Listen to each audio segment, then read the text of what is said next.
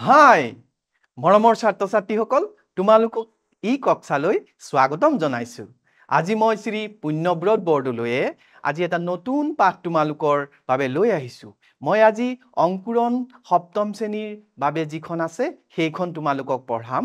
আজি অংকুৰণৰ যি প্ৰথম পাঠ আছিলে, প্ৰথম পাঠটোৰ দ্বিতীয় অংশটোলৈ আমি যাম। আহাচোন প্ৰথম পাঠটোৰ নামটো কি আছিলে চাওঁ।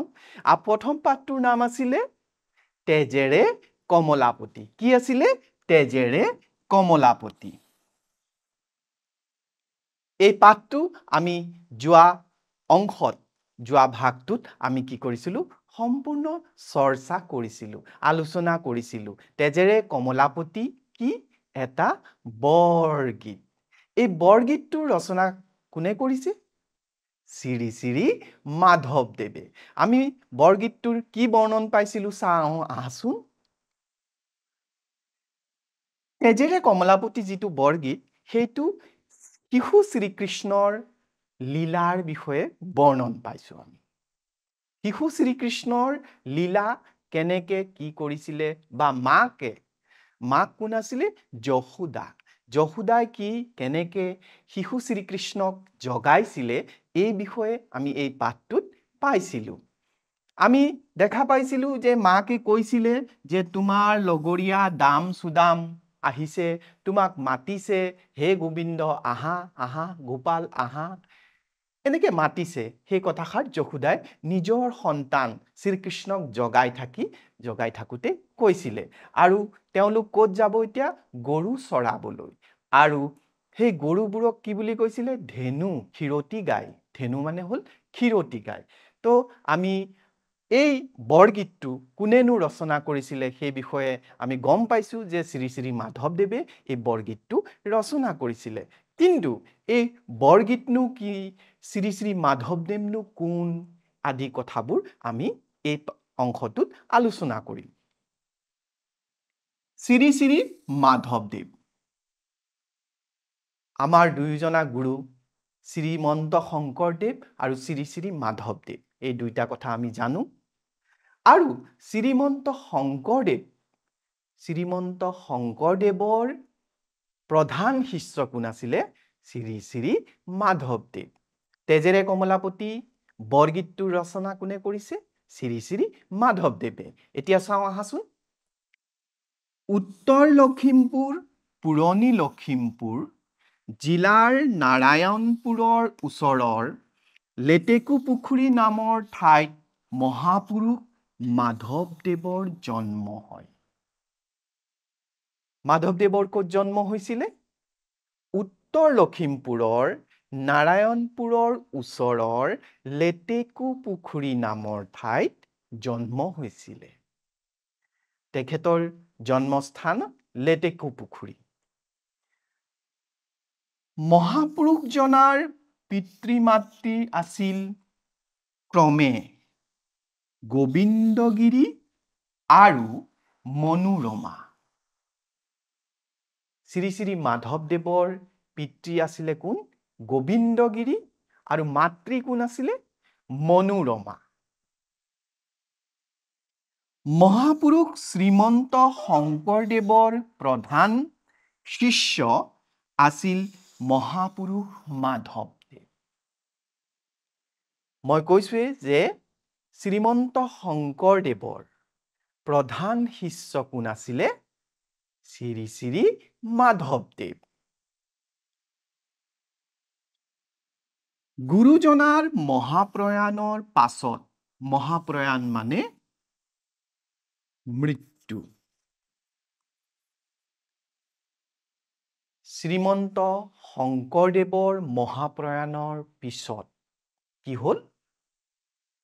মহাপুৰুষীয়া ধৰ্ম প্ৰচাৰ আৰু প্ৰসাৰৰ দায়িত্ব তেখেতৰ ওপৰতে পৰে। শ্ৰী শ্ৰী মাধৱদেৱ যিহেতু শ্ৰীমন্ত শংকৰদেৱৰ প্ৰধান শিষ্য আছিল, প্ৰিয় শিষ্য আছিল, সেয়েহে শ্ৰীমন্ত শংকৰদেৱৰ মৃত্যুৰ পিছত, পৰলোক গমনৰ পিছত, বৈকুণ্ঠগামী হোৱাৰ পিছত কি হ'ল?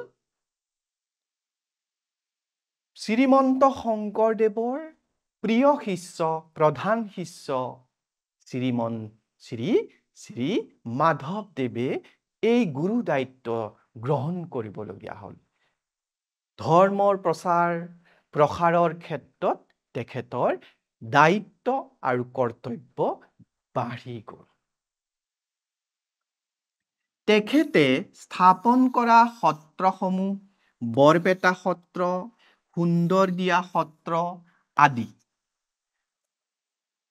শ্ৰীমন্ত শংকৰদেৱে যেনেদৰে কেইবাখনো সত্ৰ স্থাপন কৰিছিলে তেনেদৰে শ্ৰী শ্ৰী মাধৱদেৱেও সুন্দৰদিয়া বৰপেটা সত্ৰ আদি সত্ৰ স্থাপন কৰিছিলে তেখেত সেই সত্ৰসমূহৰ সেই অঞ্চলসমূহত গৈ সেই সত্ৰসমূহ স্থাপন কৰিছিলে বহুমুখী প্ৰতিভাৰ অধিকাৰী শ্ৰী মহাপুৰুষ মাধৱদেৱ আছিল একেধাৰে কবি নাট্যকাৰ গীতিকাৰ সুগায়ক আৰু ধৰ্ম প্ৰচাৰক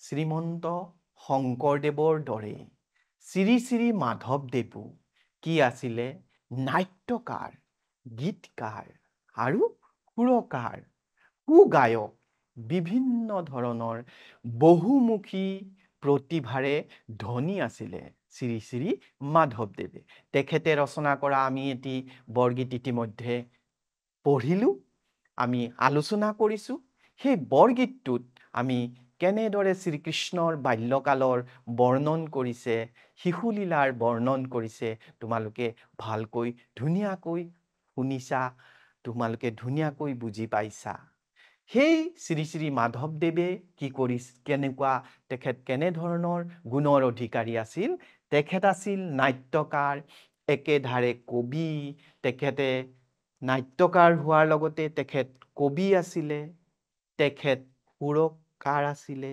গায়ক আছিলে গীতিকাৰ আছিলে এই সকলোবোৰ গুণৰে সমৃদ্ধ আছিলে শ্ৰী শ্ৰী মাধৱদেৱ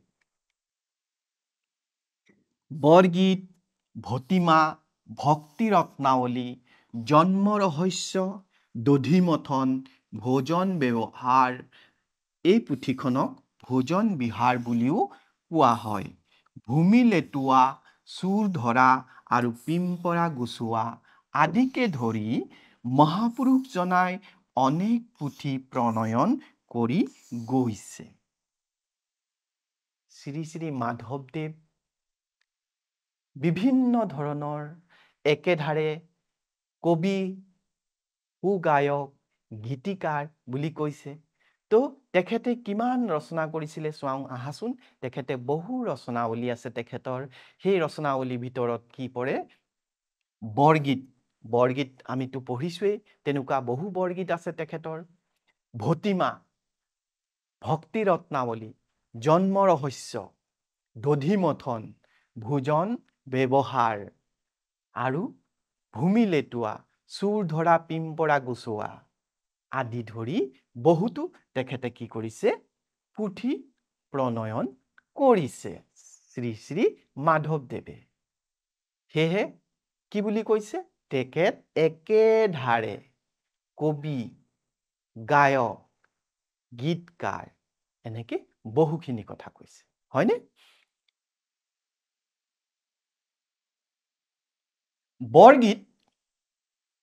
বৰগীত কি এতিয়া আমি বৰগীতটো পঢ়িছো তেজেৰে কমলাপতি এটা বৰগীত পঢ়িলো এতিয়া বৰগীতনো কি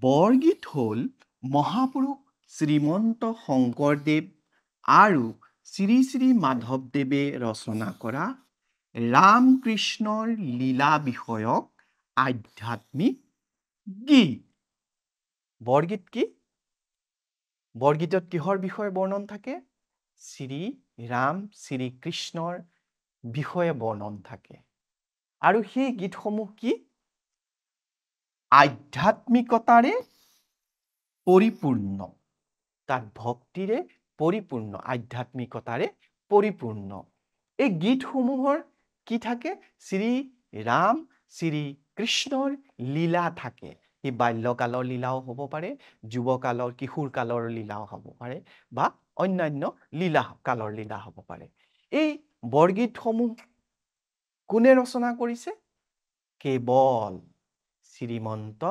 শংকৰদেৱে আৰু শ্ৰী শ্ৰী মাধৱদেৱে শ্ৰী শ্ৰী মাধৱদেৱ শ্ৰীমন্ত শংকৰদেৱে ৰচনা কৰা আধ্যাত্মিক ভাৱেৰে পৰিপূৰ্ণ গীতসমূহকে আমি কি বুলি কওঁ বৰগীত বুলি কওঁ শ্ৰীমন্ত শংকৰদেৱ আৰু তেওঁ প্ৰধান শিষ্য প্ৰিয় শিষ্য শ্ৰী শ্ৰী মাধৱদেৱে ৰচনা কৰা আধ্যাত্মিকতাৰে পৰিপূৰ্ণ গীতসমূহে বৰগীত মহাপুৰুষ মাধৱদেৱে ৰচিত বৰগীতটোত শ্ৰীকৃষ্ণৰ বাল্যকালৰ মহিমাৰ চিত্ৰ প্ৰতিফলিত হৈছে শ্ৰী শ্ৰী মাধৱদেৱে মহাপুৰুষ শ্ৰী শ্ৰী মাধৱদেৱে ৰচনা কৰা আমি তেজেৰে কমলাপতি যিটো বৰগীত পঢ়িলো সেই বৰগীতটো কিহৰ ওপৰত আছে কৃষ্ণৰ বাল্যকালৰ লীলা বৰ্ণন হৈছে তাত মাক যশোদাই জগাইছে ক'ত যাব লাগে কি কথা সেই কথাখিনি তোমালোকে ইতিমধ্যে আলোচনা কৰিছো আমি সেইদৰে এই বৰগীতটোত তেজেৰে কমলাপতি আমি শ্ৰীকৃষ্ণৰ বাল্যকালৰ শিশুকালৰ লীলাৰ বৰ্ণন আমি সুন্দৰভাৱে পাইছো এতিয়া আহাচোন আৰু অকমান আগলৈ যাওঁ এই বৰগীতসমূহ কেনে ধৰণৰ কি ভাষাৰে ব্যৱহাৰ কৰি ৰচনা কৰা হৈছে চাওঁ আহাচোন এই বৰগীতবোৰ ব্ৰজাৱলী ভাষাত ৰচিত বৰগীতবোৰ ব্ৰজাৱলী ভাষাত ৰচিত এই ভাষাটোনো কি কেনেকে হ'ল সেই বিষয়ে আমি জানো আহাচোন বৰগীতসমূহ নিৰ্দিষ্ট ৰাগ আৰু তালত বন্ধা এই গীতবোৰ আমি যেতিয়া গাওঁ যেতিয়া গোৱা হয় তেতিয়া তেজেৰে কমলাপতি কি গীত কি ৰাগত গাব সেইটো নিৰ্দিষ্ট কৰি থোৱা আছে পাৱে পৰি হৰি সেইটো কি গীত সেইটো বৰগীত কি ৰাগত গাব সেইটো নিৰ্দিষ্ট কৰি থোৱা আছে এনেকৈ সকলোবোৰ বৰগীত কি ৰাগত গাব সেইটো নিৰ্ধাৰিত কৰি থোৱা আছে নিৰ্দিষ্ট কৰি থোৱা আছে এই গীত পৰিবেশন কৰোঁতে খোল তাল আৰু মৃদংগ বজোৱা হয় খোল তাল মৃদংগ এই তিনিবিধ বাদ্যযন্ত্ৰ ইয়াত যেতিয়া পৰিবেশন কৰা হয় যেতিয়া বৰগীত গোৱা হয় তেতিয়া এই বাদ্যযন্ত্ৰসমূহ ইয়াত ব্যৱহাৰ কৰা হয় খোল তাল মৃদংগ গীতবোৰ পুৱা দুপৰীয়া আৰু সন্ধিয়াৰ প্ৰসংগত গোৱা হয় এই গীতবোৰ তিনিটা সময়ত গোৱা হয় পুৱা দুপৰীয়া আৰু সন্ধিয়াৰ প্ৰসংগত গোৱা হয় তাৰ বাবে কোনটো গীত কোনটো সময়ত গাব সেইটো নিৰ্ধাৰিত হৈ আছে এতিয়া ব্ৰজাৱলী ভাষাত ৰচনা কৰা বুলি কৈছে বৰগীতসমূহ এই ব্ৰজাৱলী ভাষাটোনো কি সেই বিষয়ে জানো আহাচোন ব্ৰজাৱলী ভাষা হ'ল শ্ৰীমন্ত শংকৰদেৱ আৰু শ্ৰী শ্ৰী মাধৱদেৱ প্ৰমুখ্যে বৈষ্ণৱ কবিসকলে ব্যৱহাৰ কৰা এটা ধৰ্মীয় ভাষা শ্ৰীমন্ত শংকৰদেৱ শ্ৰী শ্ৰী মাধৱদেৱ প্ৰমুখ্যে যিসকল বৈষ্ণৱ পণ্ডিত আছে যিসকল বৈষ্ণৱ কবি আছে তেখেতসকলে এই ব্ৰজাৱলী ভাষাটো প্ৰয়োগ কৰিছিলে ব্যৱহাৰ কৰিছিলে নিজৰ ৰচনা কৰিবলৈ গ্ৰন্থ বা নিজৰ কবিতা বা পদ যি কোৱা সেইবোৰ ৰচনা কৰিবলৈ তেখেতসকলে ব্ৰজাৱলী ভাষাটো ব্যৱহাৰ কৰিছিলে এই ব্ৰজাৱলী ভাষাটো হ'ল ই মৈথিলী আৰু অসমীয়া আদি ভাষাৰ সংমিশ্ৰণত সৃষ্টি হোৱা ব্ৰজাৱলী ভাষা যি এই ভাষাটো অসমীয়া ভাষা আৰু মৈথিলী ভাষাৰ সংমিশ্ৰণ ইয়াত মৈথিলী ভাষাৰো শব্দ আছে ইয়াত অসমীয়া ভাষাৰো শব্দ আছে এই সংমিশ্ৰিত ইয়ে ভাষা কি ভাষাটো না ব্ৰজাৱলী শ্ৰীমন্ত শংকৰদেৱ আৰু শ্ৰী শ্ৰী মাধৱদেৱে নাট আৰু বৰগীতসমূহত ব্ৰজাৱলী ভাষা ব্যৱহাৰ কৰিছিল মহাপুৰুষ শ্ৰীমন্ত শংকৰদেৱ আৰু শ্ৰী শ্ৰী মাধৱদেৱে নিজৰ নাটসমূহত বৰগীতসমূহত কি কৰিছিলে এই ব্ৰজাৱলী ভাষাটো ব্যৱহাৰ কৰিছিলে ইয়াৰ অন্য নাম ব্ৰজবুলি ভাষা ব্ৰজাৱলী ভাষাৰ অন্য এটা নাম কি ব্ৰজবুলি বুলিও কোৱা হয় তোমালোকে যদি প্ৰশ্ন আহে তেতিয়া ব্ৰজাৱলী বুলি লিখিলেও হ'ব ব্ৰজবুলিও বুলি লিখিলেও হ'ব উত্তৰটো যদি তোমালোকক সুধে শ্ৰীমন্ত শংকৰদেৱ শ্ৰী শ্ৰী মাধৱদেৱে বৰগীতসমূহ কি ভাষাত ৰচনা কৰিছিল তেতিয়া তোমালোকে লিখিব লাগিব যে শ্ৰীমন্ত শংকৰদেৱ শ্ৰী শ্ৰী মাধৱদেৱে বৰগীতসমূহ ব্ৰজাৱলী ভাষা বা ব্ৰজাৱলী ভাষাত ৰচনা কৰিলে ব্ৰজ বুলি বা ব্ৰজাৱলী ভাষাত ৰচনা এতিয়া আমি দুটামান প্ৰশ্ন তোমালোকৰ মাজত লগত আলোচনা কৰিম সেই আলোচনাৰ প্ৰথম প্ৰশ্নটো হ'ল কি শিশু কৃষ্ণক কোনে হোৱাৰ পৰা জগাইছিল তেজেৰে কমলাপতি পৰভাতে নিন্ন কি বুলি কৈছে কোনে কৈছিলে কোনে জগাইছিলে আমি গম পাইছোনে যশোদা কোন শ্ৰীকৃষ্ণ মাক তো উত্তৰটো আমি কি লিখিব লাগিব তেতিয়া হলে শিশু কৃষ্ণক হোৱাৰ পৰা জগাইছিল কোনে মাকে মাক যশোদাই বুলিও লিখিব পাৰা মাক যশোদা বুলিও আমি লিখিব পাৰো বা মাকে বুলিও লিখিব পাৰো দেউতাকেতো জগোৱা নাছিল তেনেহলে উত্তৰটো হ'ব শিশু কৃষ্ণ হোৱাৰ পৰা মাক যশোদাই বা মাকে জগাইছিল তাৰ পিছৰ প্ৰশ্নটো হ'ল বৰগীতবোৰ কি ভাষাত ৰচিত আমি ইতিমধ্যে আলোচনা কৰিছিলে যে বৰগীতবোৰ কি ভাষাত ৰচিত স্পষ্টকে আছে উত্তৰ দুটা তাৰে এটা শুদ্ধ উত্তৰটো কোনটো হ'ব হিন্দী ভাষাত নে ব্ৰজাৱলী ভাষাত তো তোমালোকে নিশ্চয় গমেই পাইছা যে বৰগীতসমূহ কি ভাষাত ৰচনা হৈছিল ব্ৰজাৱলী ভাষাত বা ব্ৰজবুলি ভাষাত সুন্দৰ তাৰ পিছৰ প্ৰশ্নটোলৈ আহো আমি তাৰ পিছৰ প্ৰশ্নটো হ'ল শব্দৰ আগত ত্ৰি শব্দ লগাই নতুন শব্দ গঠন কৰা আৰু অৰ্থ জানি লোৱা ইয়াত বিভিন্ন ধৰণৰ শব্দ দিছে এই শব্দ কেইবাটাও 6টা শব্দ আছে এই 6 শব্দৰ আগত আমি কি লগাব লাগে ত্ৰি লগালে কি হয়নো আমি চাওঁচোন এটা অৰ্থপূৰ্ণ শব্দ হ'ব লাগিব এতিয়া আমি যদি ত্ৰি লগাও তেতিয়া কি হ'ব জগতৰ আগত যদি টি লগাও তেতিয়া ত্ৰিটো হ'ব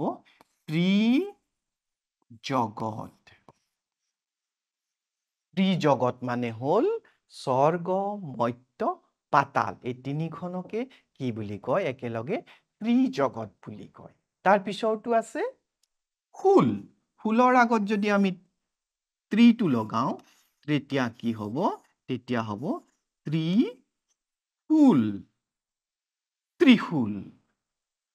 ত্ৰিশূল দেখিছা তোমালোকে তিনিটা শূল থাকে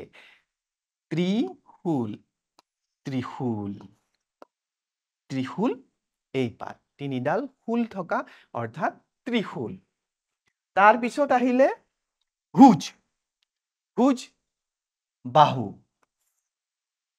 তিনিটা বাহু থাকিব তাত তো 1 2 3 ত্রিভুজ ত্রিভুজ